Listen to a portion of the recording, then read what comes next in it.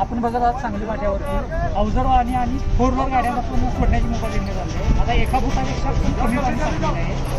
आत्ता तासाभरामध्ये पूर्ण गाड्या निघाल्या पोलीस प्रशासनाकडून आपल्याला सांगितलेलं आहे. तर बघत आहात सगळ्या गाड्या चालल्या आहेत आता आपल्या समोर चालले आहेत. आजपासून पूर्णपणे पाणी कमी होईल. सांगली फाट्यावर जे साठलेलं पाणी आहे त्या दिवसभरामध्ये